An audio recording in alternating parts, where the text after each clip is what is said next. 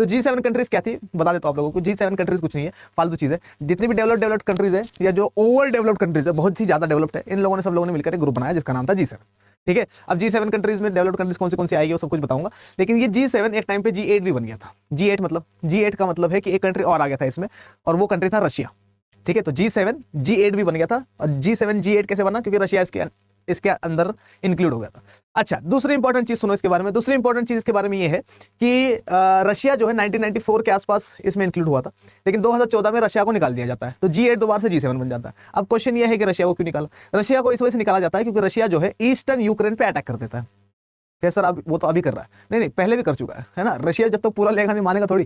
ठीक है, अब ध्यान सुनो। तो व्लादिमीर पुतिन उस टाइम में भी प्रेसिडेंट थे, आज भी प्रेसिडेंट है ना। और जब तक इनकी डेथ नहीं हो जाती तब तक क्या कहते हैं उसको, इसको बोल दिया गया है कि भैया यही रहेगा, अघोषित प्रेसिडेंट है ना। तो व्लादिमीर पुतिन ही रहेंगे हमेशा इसके प्रेसिडेंट। ठीक है, और चाइना के भी शी जिनपिंग ही रहेंगे। ठीक है, तो ये दो चीजें भी याद रखना। अच्छा, तो व्लादिमीर पुतिन ने क्या करा था? व्लादिमीर पुतिन ने अटैक कर दिया था किस पे? ईस्टर्न यूक्रेन पे। और ईस्टर्न यूक्रेन का वो जो एरिया था जिस पे अटैक किया था वो था क्रीमिया। तो क्रीमिया पे अटैक किया और क्रीमिया को छीन लिया था यूक्रेन से। किसने?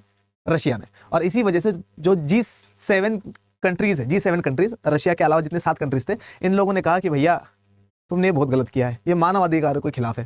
ठीक है, हम तुम्हें ग्रुप से सस्पेंड करते, निकाल देते। ठीक है, रशिया ने कहा ठीक है निकाल दो, मेरे पास जमीन तो आई गई। समझ में आ रहा नहीं आ रहा? तो G7 था, फिर G8 हो गया रशिया के आने से, फिर रशिया को निकाल दिया, फिर G7 हो गया। बस इतना ही है इसमें। ठीक है, बस देखने कौन सी कंट्रीज है, बस, और कुछ नहीं देखना। इसका कोई हेड है नहीं। ठीक है, हमेशा कहीं ना कहीं अलग अलग साल में एक बार मिलते हैं ये लोग, बस इतना ही है। देखो ठीक है।